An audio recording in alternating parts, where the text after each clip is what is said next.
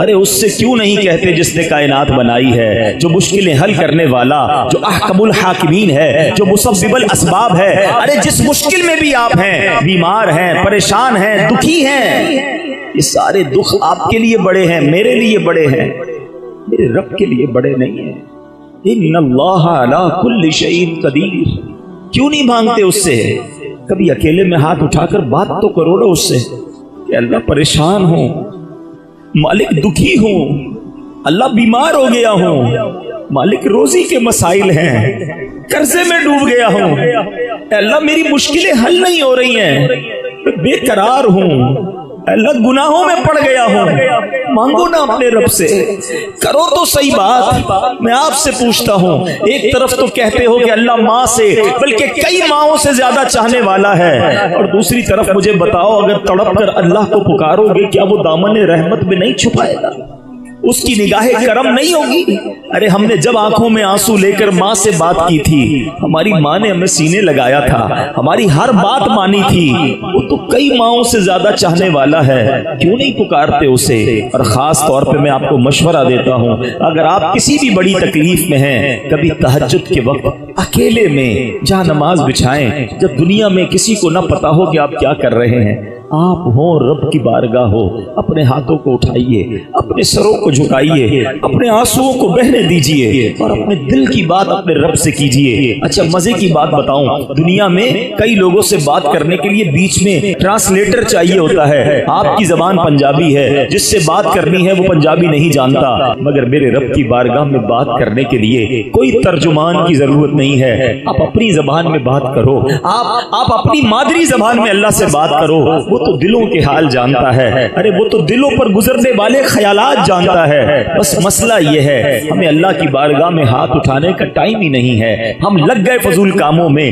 ہمارا موبائل ہم سے گھنٹوں لے جاتا ہے، مگر رب سے کنیکشن کا جو سلیقہ اللہ نے ہمیں دیا، اللہ کے حبیب نے ہمیں سکھایا، ہم اس کی طرف نہیں آتے۔ تو یاد رکھو، جو جتنا مانگتا ہے، جو جتنی دعا کرتا ہے، اللہ اسے اتنا پسند فرماتا ہے، اور جو دعا نہیں مانگتا، اللہ کی بارگاہ میں سر نہیں جھکاتا، اسے اللہ پسند نہیں فرماتا۔ کہ کب دعا قبول ہوتی ہے؟ تو فرمایا گیا جب بھی نماز سے بندہ فارغ ہو دعا مانگے کہ یہ قبولیت دعا کا وقت ہے۔ اگر لوگ نہیں مانگتے دعا، ادھر نماز پڑھی، اول تو نماز نہیں پڑھتے، پڑھے تو دعا مانگنے کا ٹائم نہیں ہے، امام صاحب نے دعا شروع کی، مسجد سے نکلنے والوں کی لائن لگ جاتی ہے۔ ایسا نہ کیا کرو، میرے رب کی شان دیکھو۔ دنیا میں کوئی بندہ مانگنے والا ہونا وہ اچھا نہیں لگتا، ہاں مانگنے والا کسی کو بھی اچھا نہیں لگتا۔ کوئی ہمارا قریبی بھی ہے نا اور کہ یار بڑا پریشان ہوں مدد کر دو، تو شاید پہلی بار ہم مدد کر دیں گے، تھوڑی دیر بعد پھر آ جائے، تھوڑے دنوں بعد کہ یار وہ پیسے ختم ہو گئے اور چاہیے۔ ارے بھائی تھوڑے دنوں پہلے تو دیے تھے پھر ختم کر دیے، چلو لے جاؤ، قریب ہوگا تو شاید دوسری بار دے دیں گے۔ تیسری بار جب وہ آتا ہے نا، بندہ کہتا ہے یار اس کی تو مانگنے کی عادت ہو گئی ہے، چوتھی بار میں اس کا موبائل نمبر ہی بلاک کر دیتے ہیں۔ یہ ہے دنیا، دنیا والوں سے بار بار کوئی مانگے تو لوگ اسے بھگاتے ہیں۔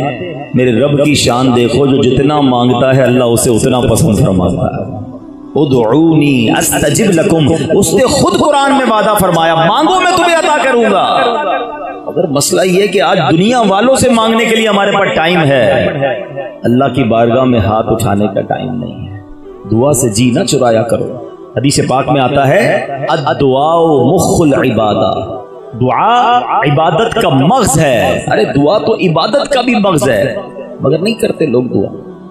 دوسری بات اس ہرنی نے کیا کہی تھی؟ حضور مجھ پر ایسی لعنت ہو جیسی اس پر لعنت، کہ جو آپ کا نام سنے اور آپ پر درود نہ بھیجے صلی اللہ تعالی علیہ وآلہ وسلم۔ نہیں پڑھتے آج لوگ درود، نام نامی اس میں گرامی سنتے ہیں مگر زبان پر درود نہیں ہے۔ میں ایک سوال کر لیتا ہوں، آپ کو اندازہ ہو جائے گا کہ ہماری زندگی میں کتنا درود ہے۔ پچھلے 3 دنوں میں آپ نے کتنے درود پڑھے ہیں؟ اپنے آپ سے پوچھیں۔ ہمارے پاس بہت ساری چیزوں کے لیے ٹائم ہے، درود کے لیے ٹائم نہیں ہے۔ حالانکہ درود پاک پڑھنا یہ حکم قرآنی ہے إن الله وملائكته يصلون على النبي يا أيها الذين آمنوا صلوا عليه وسلموا تسليما صلى الله على النبي الأمي وآله صلى الله عليه وسلم صلاة وسلاما عليك يا سيدي يا رسول الله. مگر نہیں پڑھتے. قرآن پاک میں بہت سارے احکام بیان ہوئے. علماء بیٹھے ہیں, آیات احکام قرآن الگ کتابوں میں لکھی گئی کہ قرآن میں کتنی جگہ اللہ نے آرڈرز دیے ہیں, مگر کوئی بھی ایک ایسا آرڈر نہیں ہے, کوئی بھی ایسا امر یا حکم نہیں ہے جس میں رب نے یہ فرمایا ہو میرے بندوں میں بھی کرتا ہوں, فرشتے بھی کرتے ہیں, تم بھی شامل ہو جاؤ.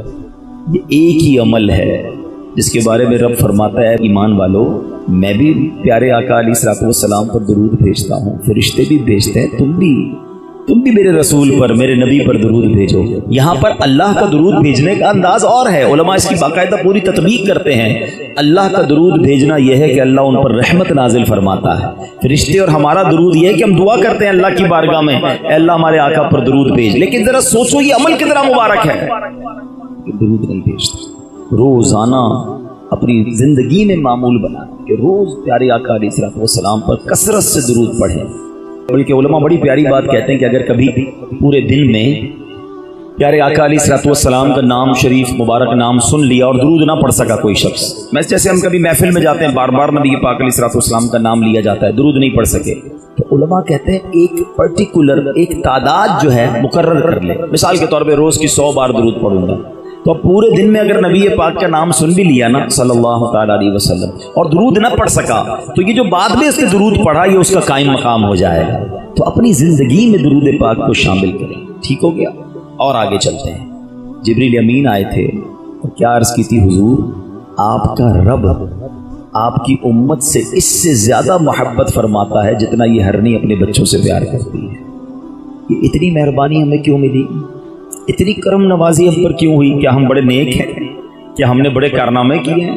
اللہ معاف کرے, کتنے گناہ ہیں ہمارے, کون سی خطا ہے جو ہمارے اندر نہیں ہے, مگر یہ ساری مہربانی ہے نبی پاک علیہ الصلوۃ والسلام کی وجہ سے. وہ ہمارے نبی, ان کے ہم امتی تیری قسمت پہ لاکھوں سلام. یہ مہربانی ہے ہم پر نبی پاک کی کہ ہم ان کے امتی بن گئے. سنو پیارے آقا کی مہربانیاں تو ایسی ایسی ہوں گی کہ قیامت کے دن جب تک میرے آقا جنت میں داخل نہیں ہوں گے کوئی داخل نہیں ہوگا, کوئی نبی بھی داخل نہیں ہو سکے گا. مگر سنو صرف پیارے آقا کو یہ اعزاز نہیں بلکہ ان کی مہربانی, ان کے صدقے جب تک نبی پاک کی امت جنت میں داخل نہیں ہوگی کسی نبی کی امت بھی داخل نہیں ہوگی.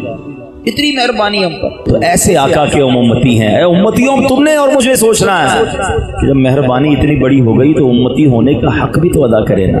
جس پر اتنی مہربانیاں ہوں اسے کچھ تو شرم آنی چاہیے کہ کیا میرا انداز, میرا کردار نبی پاک کے سچے امتی جیسا ہے یا جیسا آقا فرماتے ہیں اس سے الٹ زندگی گزر رہی ہے. جیسے میں نے بیان کے شروع میں کہا تھا کہ یہ ایک ہی واقعہ ہے اور اس واقعے میں اتنے پہلو ہیں کہ میں اگر اسی کو بیان کرتا جاؤں تو میرا پورا بیان ہو جائے گا, لیکن میں نے ایک اور ٹاپک کو بھی کور کرنا ہے. تو بہرحال اس ایک واقعے سے جو درس ملا کہ ماں باپ کا ادب کریں, ماں باپ کی قدر کریں, دعا اس سے محبت بھی کرے اور دل و جان سے دعا کرے, روزانہ کثرت سے درود پاک پڑھیں اور اپنے آقا علیہ الصلوۃ والسلام سے سچی محبت کریں, ان کی سچی غلامی اختیار کریں. پیارے اسلامی بھائیوں, آج میں نے اس عظیم الشان اجتماع میں ایک حدیث پاک مزید آپ کو سنانی ہے اور اس کے تحت چند مدری پھول پیش کرنے ہیں.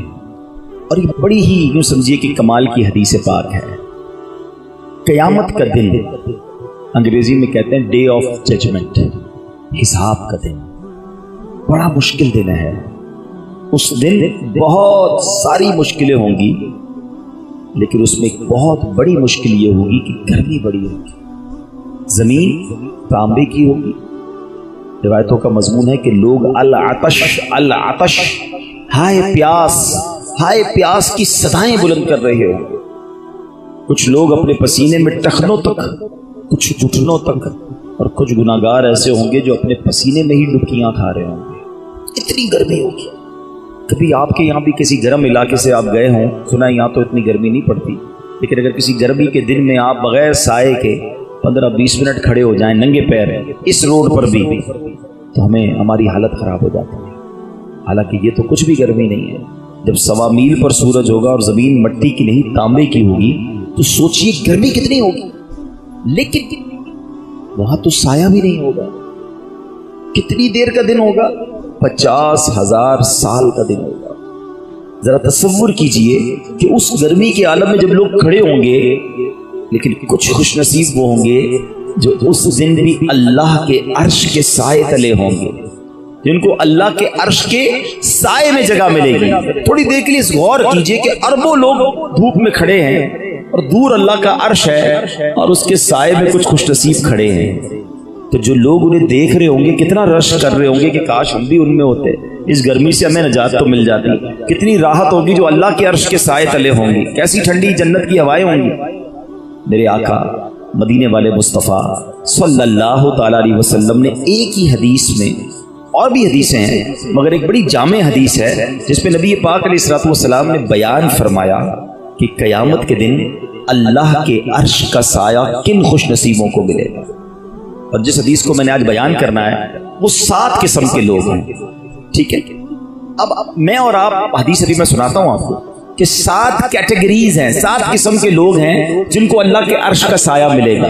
اگر ان 7 قسم کے لوگوں میں میں نہیں ہوں تو آج سے زندگی میں کچھ ایسا کرنا شروع کر دوں گا کہ ان 7 میں سے کسی ایک قسم میں تو آ جاؤں، تاکہ قیامت کے دن اللہ کے عرش کے سائے سے محروم نہ رہ جاؤں۔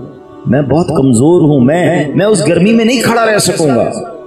جب اللہ کے حبیب نے فارمولہ بتا دیا ہے کہ 7 قسم کے لوگوں کو اللہ کے عرش کا سایہ ملے گا، تو چلو آج انشاءاللہ آج سے شروع کر دیتے ہیں۔ تو غور سے پہلے میں 7 قسم کے لوگ آپ کو بتاؤں گا اور پھر اس کے بارے میں تھوڑی سی ڈیٹیل آپ کو عرض کروں۔ ذرا غور سے سنیے، اللہ کے حبیب علیہ الصلوۃ والسلام فرماتے ہیں، اس حدیث کے راوی ہیں سیدنا ابو ہریرہ رضی اللہ تعالیٰ۔ نبی پاک فرماتے ہیں اللہ عز و جل 7 اشخاص کو اپنے عرش کے سائے میں جگہ عطا فرمائے گا جس دن اللہ کے عرش کے سائے کے علاوہ کوئی سایہ نہ ہوگا۔ یوم لا ظل الا ظلک، وہ دن ہوگا جب اللہ کے عرش کے سائے کے علاوہ کوئی سایہ نہیں ہوگا۔ اب غور سے سنیے وہ 7 قسم کے لوگ کون ہیں۔ نبی پاک فرماتے ہیں نمبر 1 عادل حکمران، کہ جب بندہ عدل کرنے والا حکمران ہو تو اسے سبحان اللہ اللہ کے عرش کا سایہ نصیب ہو۔ اب یہاں پر حکمران تو شاید نہیں بیٹھے، لیکن ہم بھی کہیں نہ کہیں ہمارے اندر بھی کوئی نہ کوئی ایسا موقع آتا ہے کہ ہمیں کوئی فیصلہ کرنا پڑتا ہے۔ مسجدوں کے امام بیٹھے ہیں، ہو سکتا ہے خاندانوں کے بڑے لوگ بیٹھے ہوں، کسی کمیٹی کے چیئرمین بیٹھے ہوں، باپ دادا بیٹھے ہوں، ہمیں بچوں میں فیملی میں کہیں نہ کہیں فیصلہ کرنے کی نوبت آتی ہے۔ تو جب بھی کچھ لوگوں کے درمیان فیصلہ کروانا پڑے تو عدل کا دامن نہیں چھوڑنا ہے، ہاں عدالت انصاف قائم کرنا۔ اللہ کو عادل لوگ پسند ہیں، جو لوگ تھوڑے پیسے لے کر اپنے خاندان، اپنے گرائیں، اپنے جاننے والے کو جناب غلط فیصلہ بھی کر دیتے، کیا کریں بھائی اس کو کامیاب کرنا ہے، نہیں، کسی غریب کے خلاف، کسی مظلوم